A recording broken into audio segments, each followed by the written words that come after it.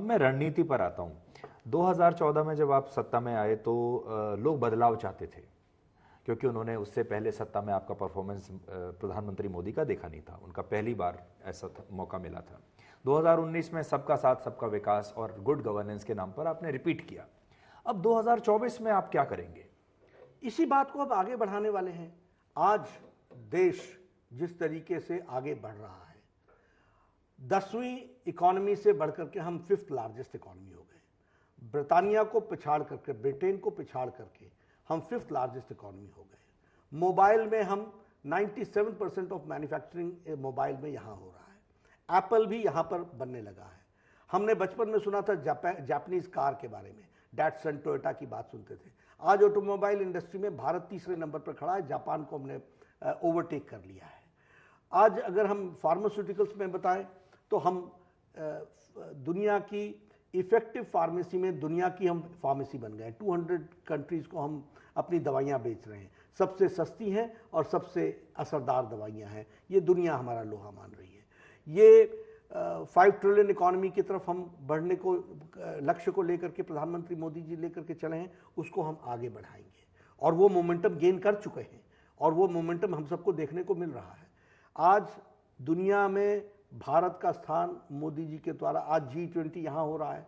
G20 का होना तो ठीक है, लेकिन G20 के कंटेंट में जो भारत का कंट्रीब्यूशन है और विशेष करके प्रधानमंत्री मोदी जी का कंट्रीब्यूशन है, इंडिया का कंट्रीब्यूशन है जो मोदी जी के नेतृत्व में हो रहा है, वह दुनिया मान रही है उस बात को।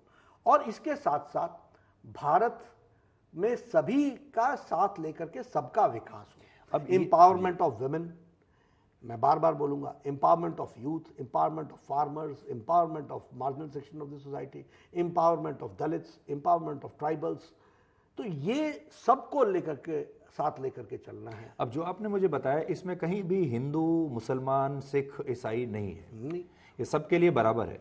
फिर भी बीजेपी की जो एक इमेज है यहाँ भी और बाहर भी, वो हिंदू नेशनलिस्ट पार्टी की ही इमेज बार बार आती है। और बार बार जब आप चुनावी कैलकुलेशन करते हैं तो उसमें आता है कि नहीं, मुसलमान आपको वोट नहीं देगा। क्या आप इस छवि को तोड़ना चाहेंगे? हम तोड़ना चाहेंगे और हम निश्चित रूप से, जब हम सभी पब्लिक प्लेटफॉर्म्स पर बोलते हैं, हमारी कोई भी स्कीम किसी धर्म और कास्ट के लिए नहीं है, सबके लिए है और हम सबकी एम्पावरमेंट कर रहे हैं। और हमारा ये मानना है कि सबका विकास, सबका साथ, सबका विकास, सबका प्रयास और सबका विश्वास लेकर के हम चलेंगे। आने वाले समय में ये ठीक है कि हमारे विरोधियों ने डिविजिव पॉलिटिक्स की, वोट बैंक पॉलिटिक्स की, उनको डरा के रखा और हमारे को उन्होंने हमेशा इस तरीके से पेंट किया एज इफ हम उनके विरोधी हैं।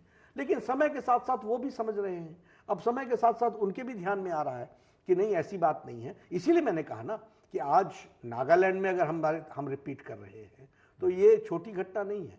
गोवा में अगर हम रिपीट कर रहे हैं तो ये छोटी घटना नहीं है।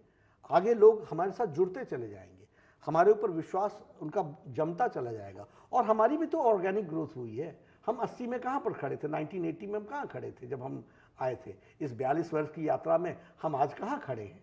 तो हम आगे बढ़ेंगे। अगले 10 साल बाद आप शायद ये प्रश्न न पूछें मुझसे, क्योंकि उस समय तक हम उनके साथ अपने विश्वास को जमा पाए होंगे। आपके जो ट्रेडिशनल वादे थे लोगों से, वो आप पूरे कर चुके हैं। आपने राम मंदिर बना दिया, आपने 370 भी हटा दिया, लेकिन यूनिफॉर्म सिविल कोड उसमें एक बचा हुआ है। क्या आपको लगता है कि अगले चुनाव से पहले यूनिफॉर्म सिविल कोड का वादा भी आप पूरा कर देंगे और उससे आपको बहुत एक जनता की तरफ से भी आपको तारीफ मिलेगी? नहीं, ठीक है, हमारे यूनिफॉर्म सिविल कोड के हम पक्षधर रहे हैं, लेकिन इसको हम स्टेट वाइज कर रहे हैं। गोवा ने कर दिया है, उत्तराखंड इस पे काम कर रहा है, गुजरात इसमें काम कर रहा है, उत्तर प्रदेश इसमें काम कर रहा है, हमारे असम इसमें काम कर रहा है। सब कोई अपने अपने स्टेट्स में इस काम को आगे बढ़ा रहे हैं और इसके हम पक्षधर रहे हैं। इससे एक स्ट्रॉन्ग नेशन और यूनाइटेड नेशन का विषय आगे बढ़ेगा।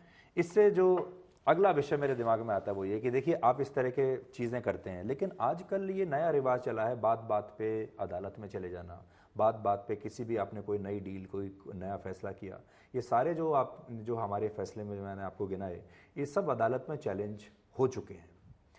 अब अदालत ने एक नया फैसला अभी 2 दिन पहले सुप्रीम कोर्ट ने चीफ इलेक्शन कमिश्नर को लेकर किया कि अब उसे भी चीफ जस्टिस साहब ही वही चुनेंगे, यानी वो उस कमेटी में रहेंगे। इस तरह की जो कोर्ट की जो ओवर रीच है उसे आप किस तरह से देखते हैं? देखिए, सबसे पहले तो प्रजातंत्र के राज में न्यायालय का सम्मान होना चाहिए और न्यायालय के जजमेंट्स का भी सम्मान होना चाहिए। इस जजमेंट को पूरी गहराई से मैंने अध्ययन नहीं किया है, लेकिन इतना ज़रूर है कि सरकार इसका अध्ययन करके जो भी रिएक्शन करना होगा, जो भी उस पर आगे काम करना होगा, वो कार्रवाई करेगी।